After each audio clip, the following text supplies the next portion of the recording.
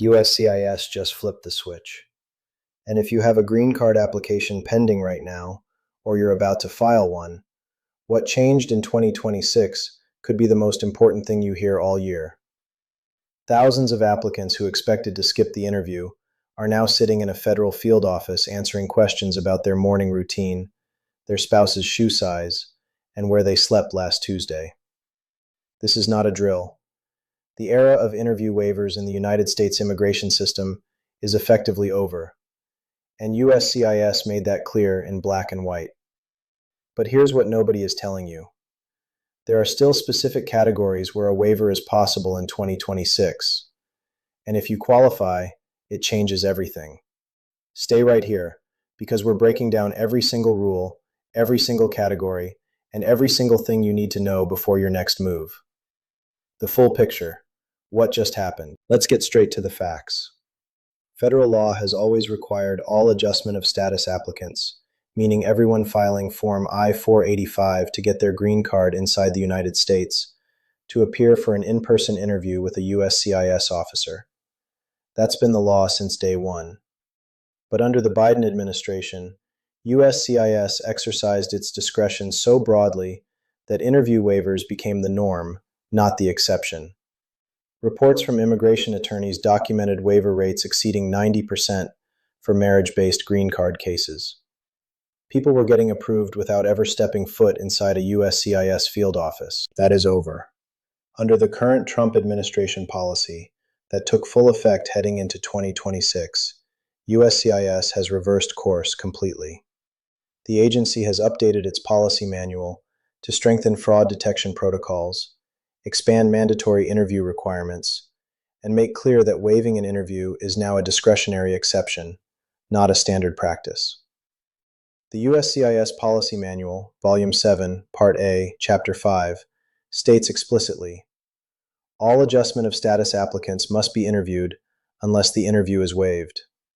And right now, USCIS is barely waiving anything. This is not just about marriage-based cases. Employment-based green card applicants, including EB1, EB2, and EB3 categories, are now subject to mandatory interviews as well. Waivers for EB3 cases are being scarcely granted. Officers who were never trained in employment immigration procedures are now conducting interviews for applicants in high-skill specialty categories, and the results have been inconsistent, and for some applicants, damaging to their cases. Now, before we get into who actually still qualifies for a waiver in 2026, and there are specific people who do, let's talk about what sparked this change and why it matters to your specific case. Because the reason behind this policy shift tells you exactly how USCIS is thinking and what they're looking for. Understanding the reason is what separates applicants who get approved from applicants who get referred to immigration court. Why this changed?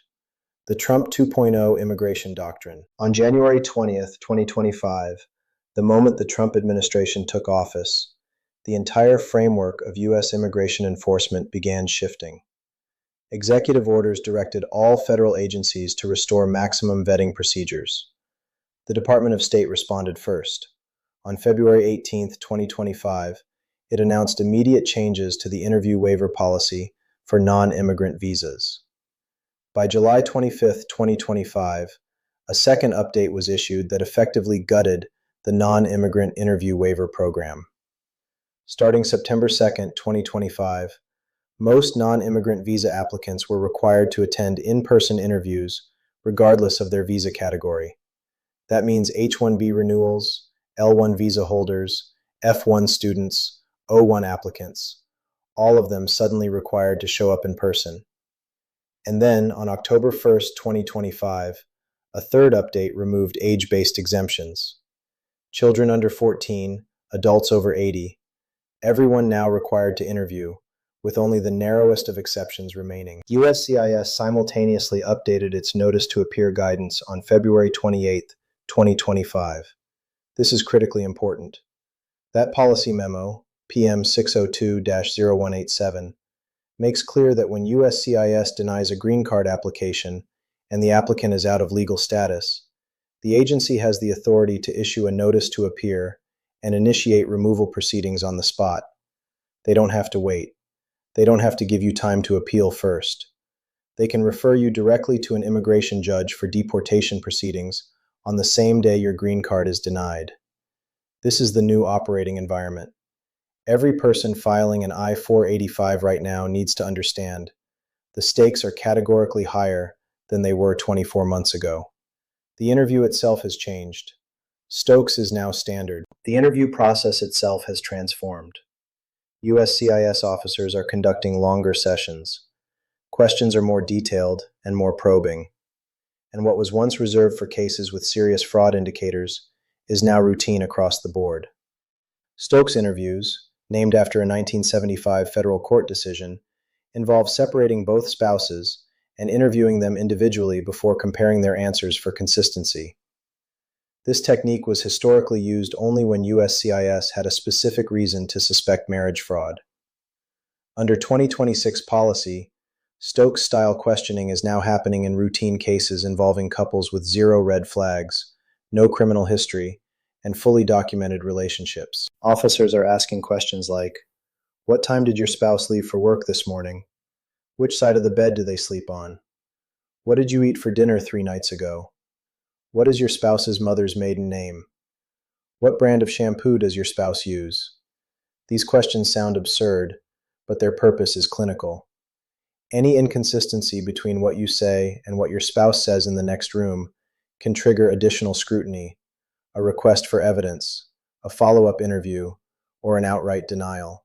USCIS officers are also conducting social media reviews on all applicants, including F1 students filing adjustment of status applications. Your Facebook, your Instagram, your LinkedIn, your TikTok, they're reviewing it.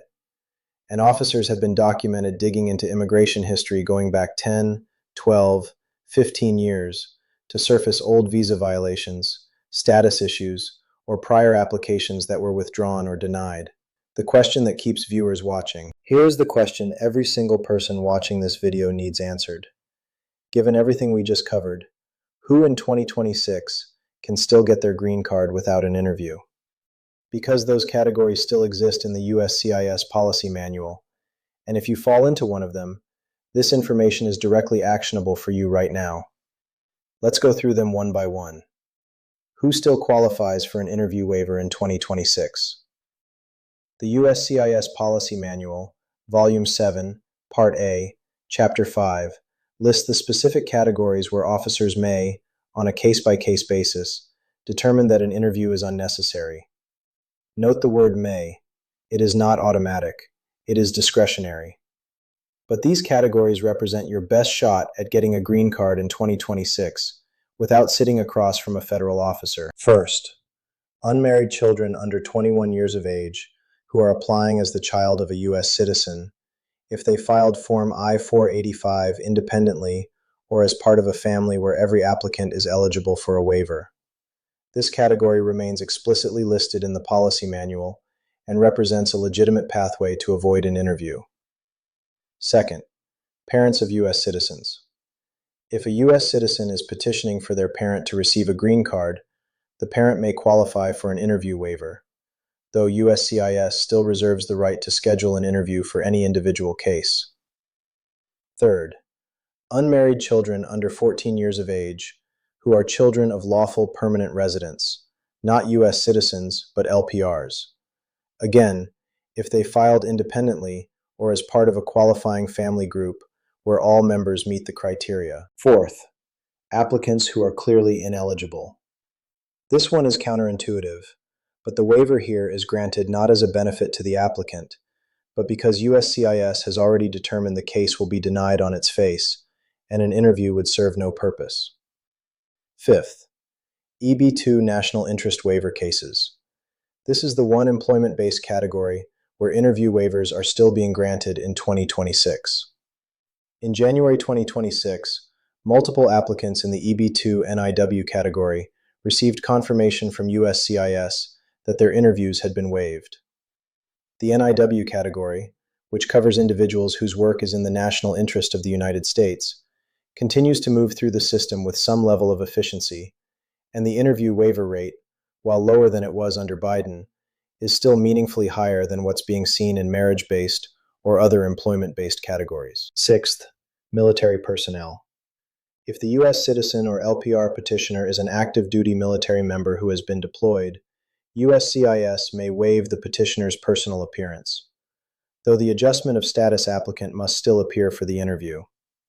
USCIS makes every effort to reschedule these cases to accommodate military schedules. Seventh, incarcerated petitioners. If the petitioner is a U.S. citizen who is incarcerated and physically cannot attend, USCIS may waive the petitioner's appearance, but again, the applicant must still interview. Eighth, illness or incapacitation. If a petitioner or applicant is medically incapable of appearing, and this is documented, a supervising officer may grant a waiver of appearance. This requires supervisory approval and is not granted casually. What triggers a mandatory interview regardless of category? Even if you fall into one of the waiver-eligible categories above, there are specific circumstances that override the waiver and mandate an interview. Know these. They are listed directly in the USCIS policy manual. If USCIS needs to confirm your identity, an interview is required. If your immigration status needs to be validated, an interview is required.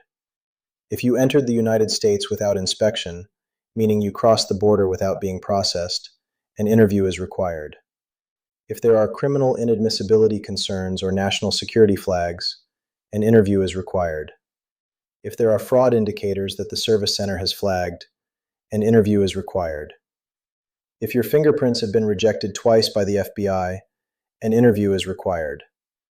If you answered yes to any eligibility question on the I-485 and the service center cannot resolve it through an RFE, an interview is required. If USCIS cannot locate your A file, an interview is required. Stakes escalation.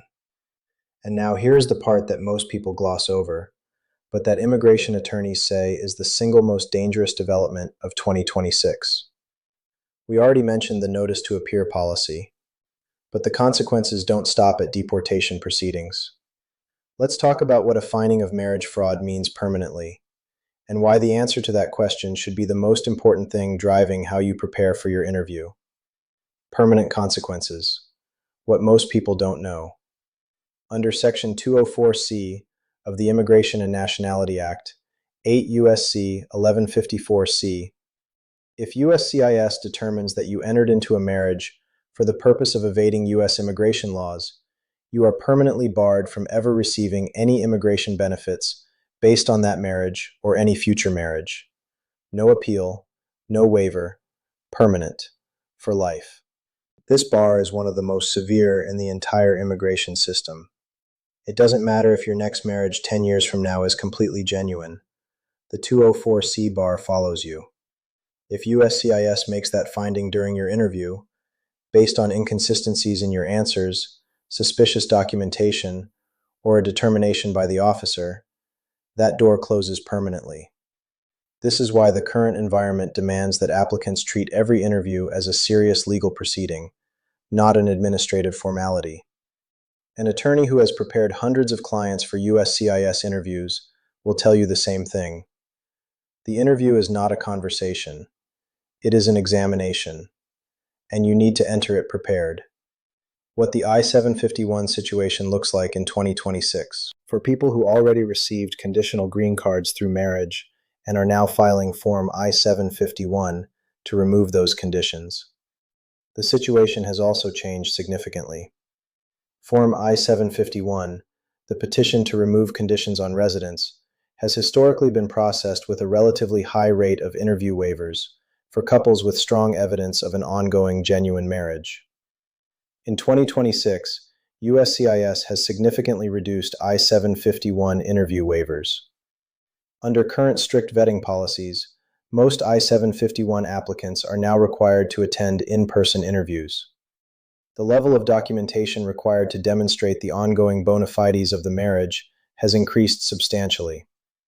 Officers are reviewing joint tax returns, joint lease and mortgage documents, utility bills, bank statements, insurance policies, and photographs that span the entire 2-year conditional residence period. Couples who are counting on the waiver they received during their initial I-485 process are discovering that the I-751 process no longer operates the same way. Do not assume that because your first interview was waived or went smoothly, the I-751 will follow the same path. Practical Preparation Guide. What to do right now. Every person with a pending I-485 or an upcoming USCIS interview needs to do the following right now. Review your entire application from start to finish. Every date, every answer, every piece of supporting documentation. Know what you submitted before you walk through that door, because officers have it in front of them, and they will ask you about specific entries. Build a timeline of your relationship. For marriage-based applicants, when you first met, when you first spoke, your first date, when you decided to get married, when you got engaged, where you got engaged, details of your wedding ceremony, your honeymoon, your first shared address, when you moved in together, the layout of your home, your daily routines as a couple. Practice answering these questions, not to memorize a script, but to speak naturally and accurately about your real life. Your documentary evidence package must be comprehensive. Joint tax returns showing both names, joint bank account statements, lease or mortgage documents with both names, utility bills, car insurance in both names, health insurance showing each other as dependents, photographs from throughout the entire relationship with dates labeled and organized, travel records showing you traveled together, communications, text messages, emails, showing continuous contact during any period of separation. Know your spouse's biographical details, their parents' names, their siblings, their work schedule, their morning routine, their food preferences, their hobbies. This is not paranoia. This is what USCIS is now asking in routine interviews. And the officer is asking your spouse the exact same questions in the next room at the same time. If you are in an employment-based category, know your petition in detail, your job duties, your employer's business, your priority date history, any prior immigration applications or issues going back years. Officers are surfacing old H-1B issues, old out-of-status periods, old visa denials. If there is something in your history, prepare to address it directly and factually. The broader immigration landscape in 2026. Zoom out for a moment. What's happening with green card interviews is part of a broader transformation of the U.S. immigration system. The Department of State's October 1st, 2025 policy, requiring in-person interviews for virtually all non-immigrant visa applicants, regardless of age, has created significant backlogs at U.S. embassies and consulates globally. Wait times for visa interviews have increased substantially. In some countries, appointment availability has stretched out by months. Simultaneously, the 75-country immigrant visa pause that took effect January 21, 2026, has suspended immigrant visa issuance for nationals of 75 countries deemed at high risk of public benefits usage. This pause affects family-based and employment-based categories. If you are a national of one of those 75 countries, your immigrant visa interview may have been canceled or postponed indefinitely, even if you had a scheduled appointment. IR and CR category visas, immediate relatives of U.S. citizens, are also affected. The February 2026 Visa Bulletin showed a near-complete freeze across employment-based categories, with the exception of all other countries' EB3 professionals. Applicants from India and China in the EB2 category are facing processing delays extending years, not months.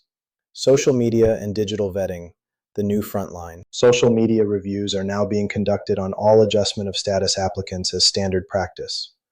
This is not limited to marriage-based cases. F1 students filing adjustment of status, H-1B holders converting to employment-based green cards, asylum-based adjustment applicants, all of them subject to social media screening.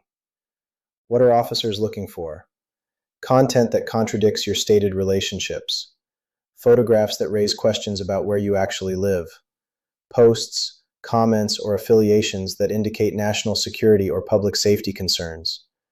Political content has been cited in some cases as a basis for additional scrutiny. Deleted content can sometimes still be accessed depending on how the review is conducted. The practical guidance here is straightforward. Ensure that your public-facing social media content is consistent with the information in your application. This is not about hiding anything, This is about recognizing that your digital footprint is now part of the official review process, and inconsistencies, even innocent ones, can create questions that complicate your case. What happens after your interview? The possible outcomes.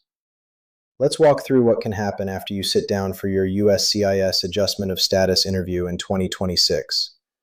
Best case, the officer reviews your documentation, asks questions, is satisfied with your answers, and issues an approval notice at the end of the interview or within a short processing window afterward. This outcome is still happening. Prepared applicants with strong documentation and consistent, honest answers continue to receive approvals. Second outcome. The officer approves the principal applicant but requests additional documentation for a derivative, a spouse or child included in the same application. This results in a request for evidence or a request for initial evidence, and the case remains pending while you gather and submit the requested materials. Third outcome. The officer concludes the interview without issuing a decision and places the case in interview completed status. No news. No explanation. The case just sits. This is increasingly common in 2026. USCIS field offices are processing cases with significant delays after interviews. An interview completed status can sit for weeks or months before a final decision is issued.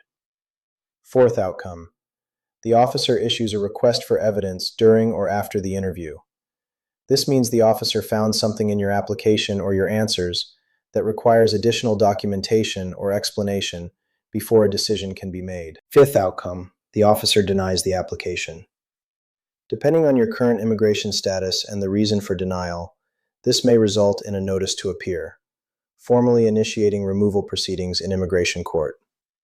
Sixth outcome for marriage-based cases specifically, the officer triggers a secondary review, schedules a follow-up Stokes interview, or refers the case to the USCIS Fraud Detection and National Security Directorate for further investigation. This happens when inconsistencies emerge during the interview or when the officer identifies red flags in the documentation. The NIW advantage.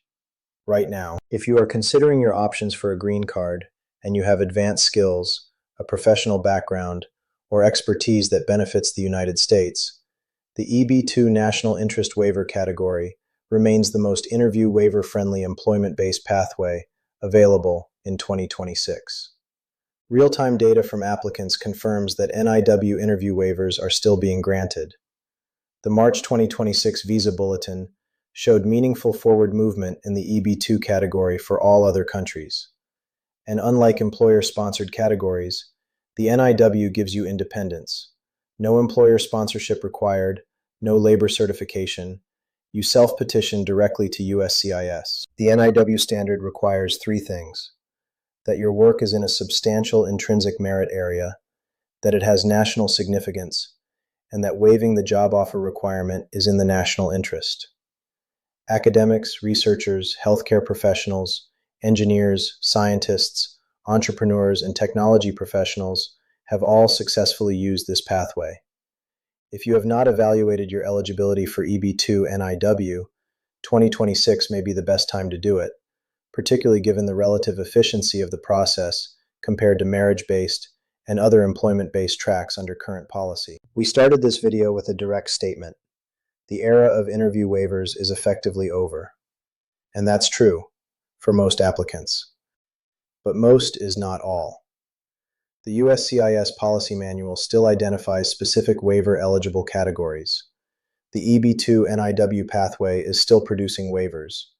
And the applicants who are still getting green cards without interviews in 2026 are the ones who either fall squarely within those categories or have cases so cleanly documented and legally sound that USCIS exercises its discretion in their favor.